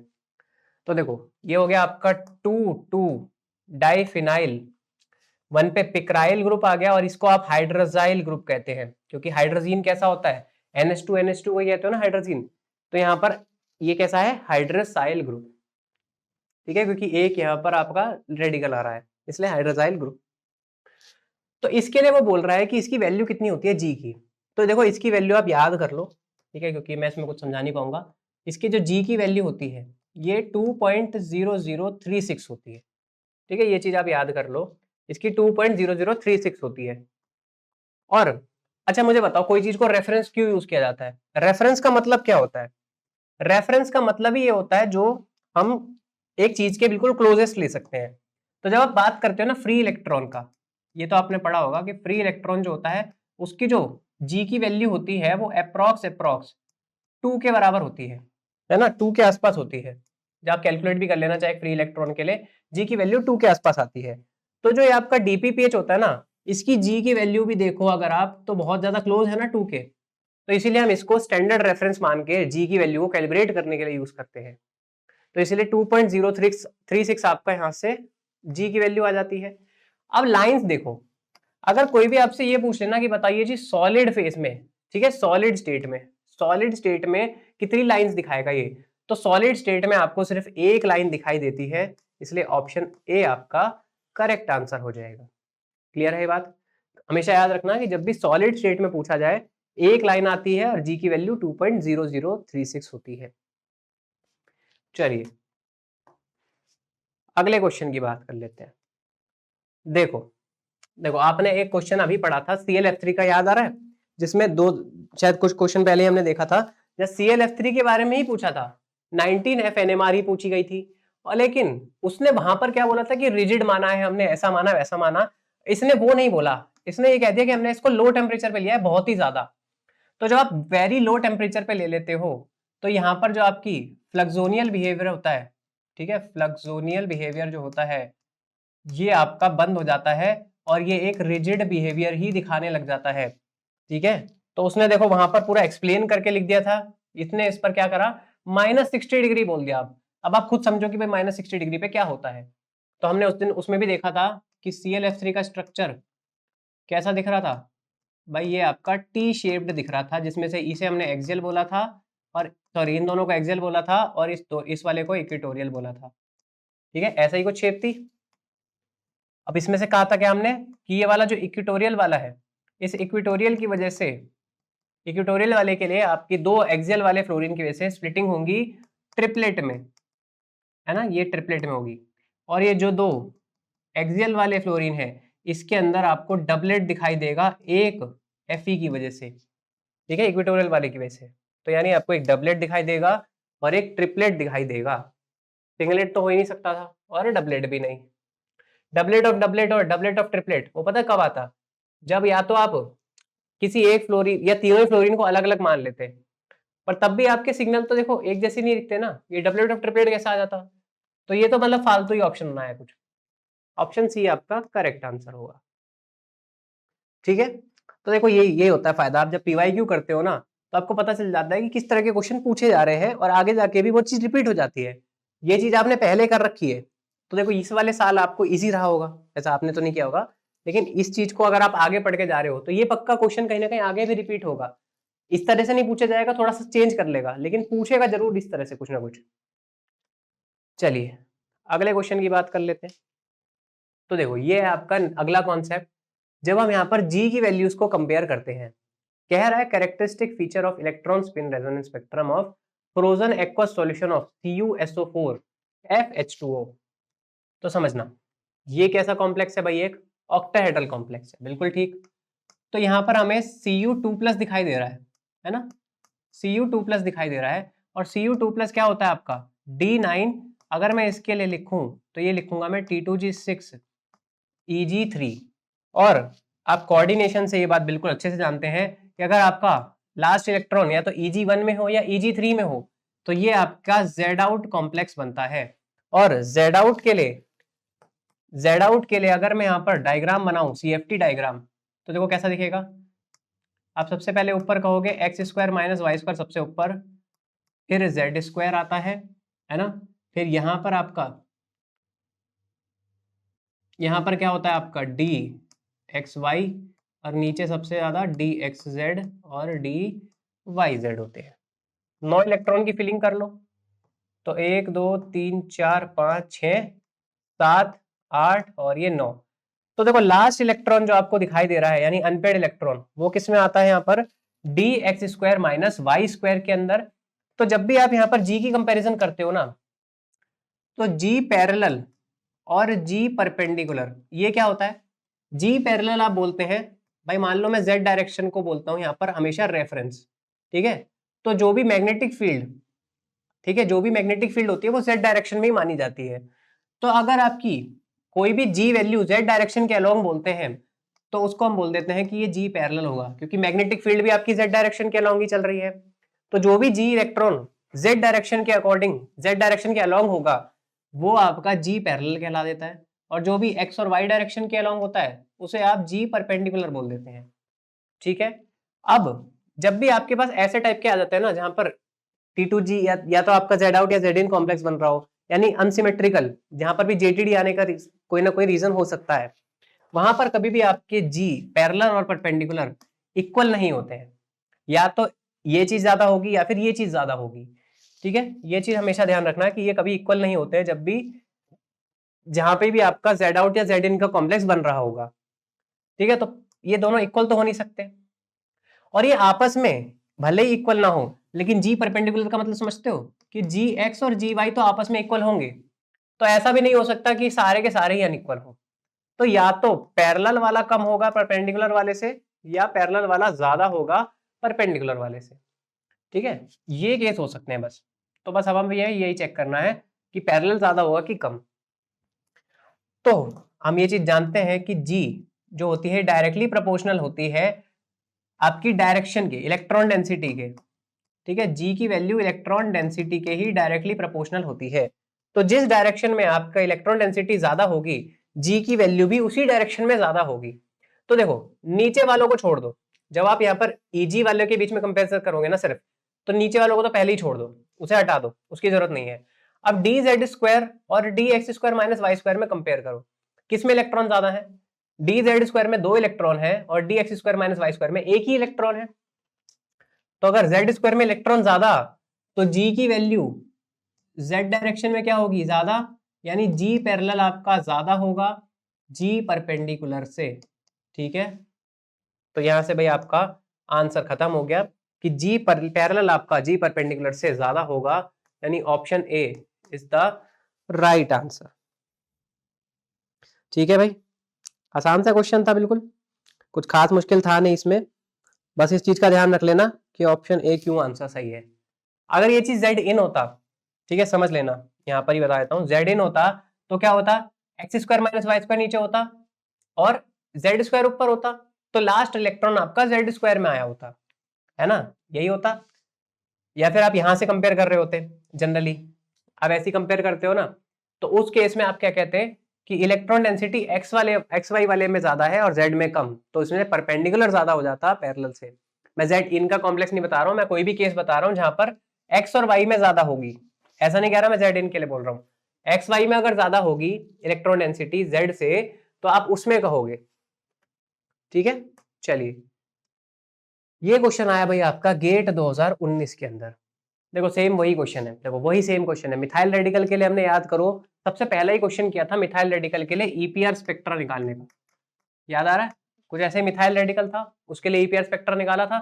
तो नंबर ऑफ लाइंस यहाँ से कितनी बोली थी हमने जी? 3 हाइड्रोजन है, इसकी वजह से स्प्लिटिंग होगी, है ना, n+1 के अकॉर्डिंग 3+1, यानी यहाँ पर 4 लाइन्स आनी चाहिए, बस ये हमने कहा था।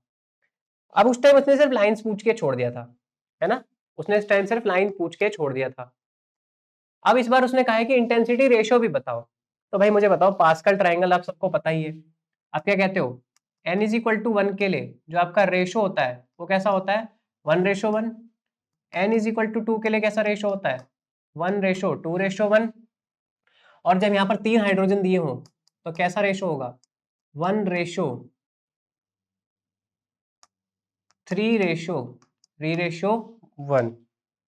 ठीक है, तो 3 हाइड्रोजन के लिए आपका जो इंटेंसिटी रेशो होगा वो होगा 1:3:1, इसलिए option D is the correct answer. कुछ खास मुश्किल था नहीं ये क्वेश्चन में, और फ्री के नंबर आते इससे, है ना, फ्री की नंबर है इस तरह से। चलिए, तो भाई आपने जब आप ESR पढ़ते हो तो उसमें ड्रैगोस कंपाउंड पढ़ाया जाता है आपको, है ना, ड्रैगोस कंपाउंड पढ़ाया जाता है। बोला total number of G parallel lines, देखो कंफ्यूज करने के लिए ना जी पैरेलल लाइंस बोल दिया उसने। ये अब बच्चे सोचते रहेंगे कि अरे पता नहीं क्या सर पूछ लिया, ये जी पैरेलल लाइंस ये कैसे निकालेंगे? उसने पता पूछा क्या आपसे? ये बिस सैली सिलाइलडामाइन कॉपर 2, इसके लिए बताओ बस। पहली बात तो ड्रैगोस कंपाउंड पूछ रहा है, ये भी पता होना चाहिए यहाँ से कि ये पूछ क्या रहा है। अब कंपाउंड का नाम सुन के ऐसे सोचेंगे पता नहीं क्या पूछ लिया सर ये तो, ये पता है क्या पूछा है? ये पूछा है ये, देखो ये आपका ड्रैगोस कंपाउंड होता है ये,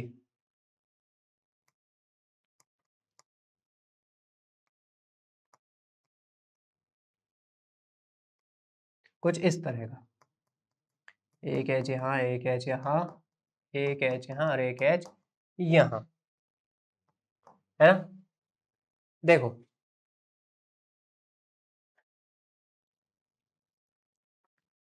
उसने देखो 63 कॉपर 14 नाइट्रोजन, उसने लो टेम्परेचर भी बोल दिया है, ठीक है। अब देखो उसने सबसे पहले कहा है कि तो ये कॉपर की स्प्लिटिंग दी है उसने वैल्यू, एक नाइट्रोजन की वैल्यूज दी है उसने, और उसने हाइड्रोजन की भी वैल्यू दे दी है। इसमें वैसे आपने दो केस पढ़े होंगे वैसे, है ना, दो केस पढ़े होंगे, तो क्वेश्चन ढंग से पढ़ो। उसने पूछा है एक्सपेक्टेड लाइंस, है ना, एक्सपेक्टेड लाइंस पूछ रहा है वो। तो एक्सपेक्टेड लाइंस कौन सी होती है जो आपने थ्योरेटिकली कैलकुलेट की थी, याद करो। ड्रैगोस रूल क्या होता है? ड्रैगोस रूल क्या होता है? ठीक है, ड्रैगोस रूल क्या होता है? वैसे तो ड्रैगोस रूल यहीं से इन्वेंट होता है आगे जाके, कि भाई वो इसी तरह से रूल देता है आगे जाके, लेकिन हमें फिलहाल यहाँ पे ड्रैगोस रूल लगाना नहीं है, ठीक है, यहाँ पर ड्रैगोस रूल लगाना नहीं है। इसी चीज से आगे जाके बनता है ड्रैगोस रूल, लेकिन हमें फिलहाल वो लगाना नहीं है। आप यहाँ पर क्या कहोगे, देखो ये कॉपर जो होगा, इसके लिए नंबर ऑफ लाइंस पहले निकालोगे, नंबर ऑफ लाइंस कॉपर की वजह से स्प्लिटिंग होगी सबसे पहले, क्योंकि रेडिकल जो होगा आपका यहाँ पे होगा, कॉपर की वजह से स्प्लिटिंग होगी। कॉपर के लिए देखो 3/2 दिया है, तो 2 इंटू 1 3/2 + 1, ये कॉपर। फिर नाइट्रोजन देखो यहाँ पर दोनों इक्विवेलेंट है, ये भी ऐसा है ये भी एक जैसा है, तो 2 इंटू 2 नाइट्रोजन, आई की वैल्यू 1 + 1, ये आ गया नाइट्रोजन कैसे। और एन यहाँ पर हाइड्रोजन देख लो, ये भी दोनों कैसे हैं, एक जैसे हैं, तो यहाँ तो 2 + 1 लिख सकता हूँ मैं डायरेक्टली। तो कैलकुलेट कर लूँ, यहाँ से आ गया भाई आपका 4 इंटू यहाँ पर आएगा आपका 5, और यहाँ से आएगा भाई 3, तो आपकी 60 लाइन्स आ जाएंगी एक्सपेक्टेड, ठीक है, यहाँ से आपकी 60 लाइन्स एक्सपेक्टेड आ जाएंगी।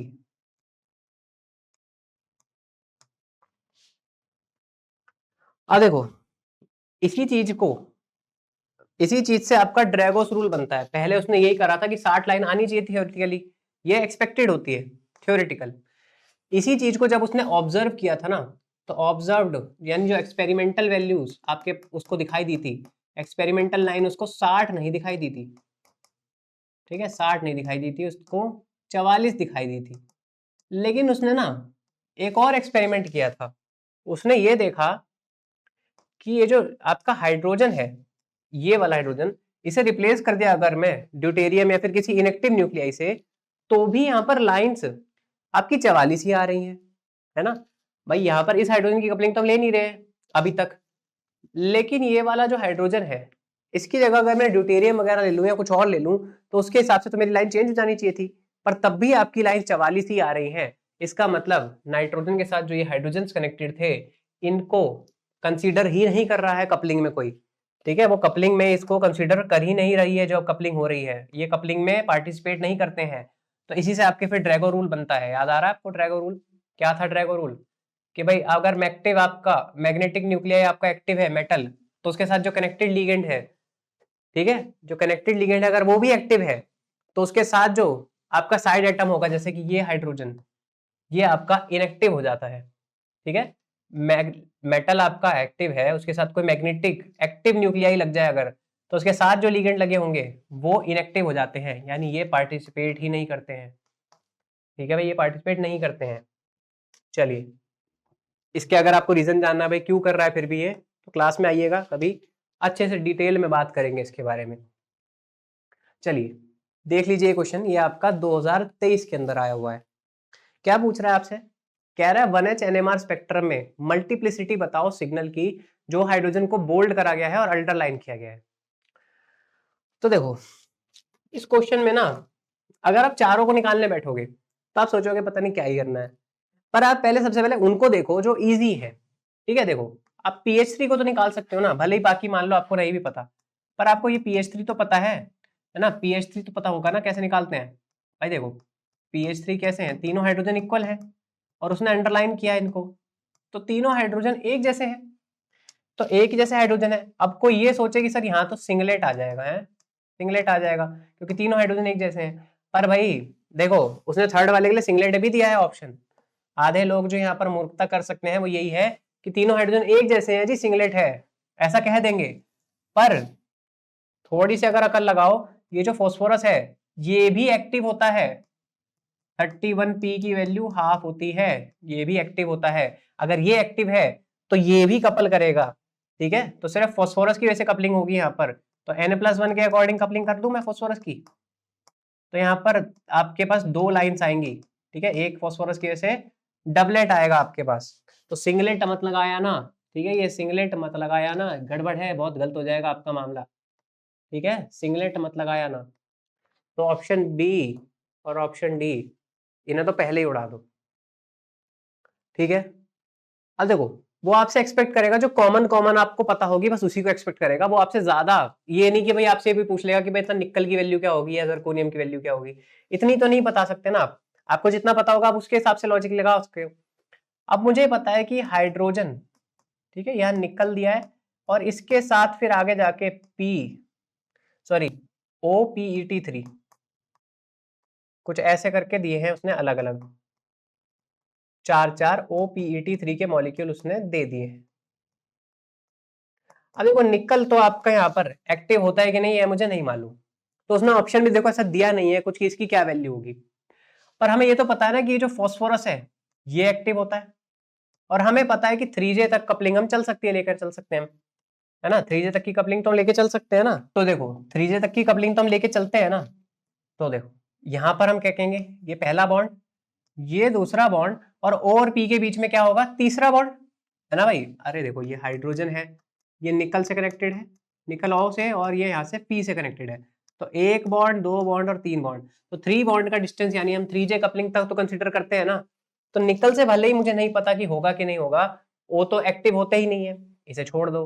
तो यहाँ पर जो फॉस्फोरस है, ये चारों फॉस्फोरस जो कि एक जैसे हैं, ठीक है, ये चारों कैसे हैं, एक जैसे हैं। तो इन चारों की वजह से यहाँ पर कपलिंग होने वाली है, और इन चारों की वजह से अगर कपलिंग होगी तो फॉस्फोरस का क्या होता है, हाफ होता है। तो मैं यहाँ पर 4+1 यानी 5 बोल सकता हूँ लाइंस N+1 के अकॉर्डिंग। तो 5 लाइंस मतलब पेंटेट आना चाहिए। तो भाई देखो ये आपका ए ऑप्शन ही है जो पेंटेट और डबलेट का ऑप्शन लेकर बैठा हुआ है। तो यहीं से आपका आंसर खत्म हो जाता है। बाकी देखो 4 वाला देख लो कैसे निकलता है। आप यहाँ पर क्या बोलोगे कि ये जर्केनियम है, यहाँ पर एक Cp होगा, यहाँ पर एक Cp, और ये स्टार वाले हैं, सॉरी, मतलब यहाँ पर भी देखो उसने हाइड्रोजन कंसीडर नहीं करने को कहा।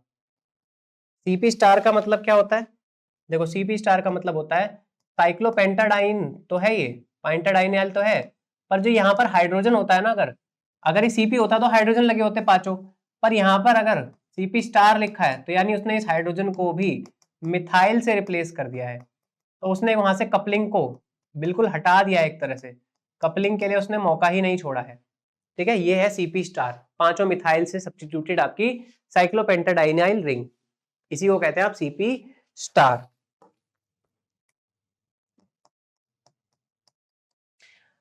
अब देखो एक बॉन्ड, दो बॉन्ड, ठीक है, तीसरा चौथा बॉन्ड तक का भी आप कपल कर लोगे, लेकिन ये तो 5 बॉन्ड तक का डिस्टेंस चला जाएगा, तो इससे तो कपलिंग होने से रही।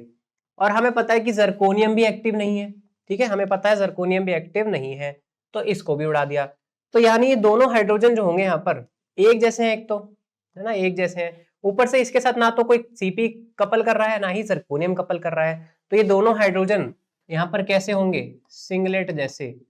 अब वो अलग बात है कि इनकी डेल्टा की वैल्यूज बहुत ज्यादा कम आने वाली है, क्योंकि ये डायरेक्टली एक तो मेटल से कनेक्टेड है, ऊपर से सारे ऊपर से डोनर रिंग लगी हुई है। देखो Cp स्टार बिल्कुल डोनेट कर करके भर देगी इलेक्ट्रॉन, और इलेक्ट्रॉन भर देगी तो हाइड्रोजन के ऊपर बहुत ज्यादा नेगेटिव डेल्टा बन जाएगा। तो इसलिए देखो ये सिंगलेट दे रहा है लास्ट वाला, ठीक है, लास्ट वाला क्या है, सिंगलेट दे रहा है, ये डबलेट दे रहा है, और ये पेंटेट दे रहा है। क्लियर है भाई। अब देखो जो आपका ये बच रहा है सेकंड वाला PH2SiMeH, इसको देख लो। तो मैं Si की बात करूं, ठीक है, यहाँ पर आपके क्या है, ये दोनों PH और PH, ठीक है, टेट्राहेड्रल ज्योमेट्री बनेगी, ये हाइड्रोजन और ये मिथाइल, यानी इसको मैं CH3 करके लिख सकता हूं। ऐसा ही कुछ होगा, ये टेट्राहेड्रल ज्योमेट्री होगी। अब समझना यहाँ पर ये सिलिकॉन वैसे तो एक्टिव होता है, लेकिन इस एक्टिव होने की अबंडेंस इतनी कम होती है। ये सिलिकॉन सिर्फ 4% ऐसा होता है जो एक्टिव होता है इसमें से, ठीक है, 4% ही ऐसा होता है जो एक्टिव होता है। तो हम इसको कई बार इनएक्टिव ही लेकर चल लेते हैं, ठीक है, कई बार हम क्या करते हैं, इसको इनएक्टिव ही लेकर चल लेते हैं। तो अगर ये इनएक्टिव है तो इसकी वजह से तो कपलिंग नहीं होने वाली, ठीक है, इसकी वजह से तो यहाँ पर कपलिंग नहीं होने वाली। तो कपलिंग हमें किससे कंसीडर करनी पड़ेगी फिर? देखो उसने यहाँ पर क्वार्टेट दिया है, तो ये क्वार्टेट किसकी वजह से आ रहा है? तो देखो पीएच, पीएच तो यहाँ पर कपलिंग करने वाले नहीं भाई, एक बॉन्ड दो बॉन्ड, ठीक है, आगे फिर यहाँ पर आपका कार्बन के साथ फिर कार्बन कनेक्टेड होगा, है ना, कार्बन के साथ फिर कार्बन कनेक्टेड होगा। देखो आप अगर पीएच से कपलिंग करने की सोच रहे हो ना, देखो समझना, आपका यहाँ पर ये पीएच कुछ ऐसे बना होगा, है ना, ये कुछ ऐसे, और यहाँ हाइड्रोजन लगा होगा। अब अगर दिमाग में ये सोच रहे हो तो देखो एक बॉन्ड डिस्टेंस ये, दूसरा बॉन्ड ये, तीसरा बॉन्ड ये, और फिर ये चौथे बॉन्ड पे आपको कहीं ना कहीं हाइड्रोजन दिखाई देंगे। तो 4 बॉन्ड का डिस्टेंस तो हम नहीं लेंगे, तो हमें 3 बॉन्ड की कपलिंग कंसीडर कर सकते हैं। तो एक बॉन्ड तो ये, दूसरा बॉन्ड ये, और सी और एच के बीच में, ठीक है, सी और एच के बीच में ये तीसरा बॉन्ड आ जाएगा। तो यानी मैं इनकी कपलिंग कंसीडर कर सकता हूँ, क्योंकि कार्बन तो यहाँ पर 13 सी नहीं है, तो मैं इसको तो लूंगा नहीं, तो मुझे सिर्फ हाइड्रोजन को कंसीडर करना है। तो ये तीनों हाइड्रोजन कैसे होंगे? एक जैसे। तो इसीलिए इस हाइड्रोजन की जो कपलिंग होगी ये N+1 यानी 3+1 4 जो क्वार्टेट दिखा देगी। अब देखो आपको मैं मानता हूं कि सारे शायद ना पता हो, लेकिन जो जो पता है उसके अकॉर्डिंग अगर आप ऑप्शन एलिमिनेट कर सकते हो तो आपका आंसर बिल्कुल आराम से आ जाएगा, ठीक है। भले यहाँ देखो, यहाँ थोड़ा सा दिमाग लगा सकते थे आप, जो थोड़ा इजी था, या फिर यहाँ थोड़ा दिमाग लगा सकते थे। इन तीनों में मैं मानता हूँ दिमाग लगा सकते थे, ठीक है, कुछ कुछ चीजें थोड़ी लगती हैं अलग है, तो वहां शायद आप ना करो, लेकिन पीएच3 के बेसिस पे आप आंसर बता सकते हो। पीएच3 के बेसिस पे 2 ऑप्शन कट जाएंगे, तो आप पेंटेट और ट्रिपलेट फिर तो कुछ भी बता सकते हो ना। देखो यहाँ पर क्वार्टेट, ट्रिपलेट या सिंगलेट, डबलेट, किसी भी एक का बता दो, दो का, किसी भी दो का आंसर निकल जाए आपका, तो आप आंसर कर सकते हो, ठीक है भाई। चलिए, आई थिंक ये क्वेश्चन आपको समझ में आ गया होगा कैसे करना है। तो नेक्स्ट क्वेश्चन देख लेते हैं एक बार। अच्छा यहाँ पर मैं आपको बता देता हूँ, यहाँ पर मिसिंग है आई थिंक, आई की वैल्यू वेनेडियम की दे रखी है, ठीक है, वेनेडियम की जो वैल्यू है यहाँ पर दे रखी है 7/2 है,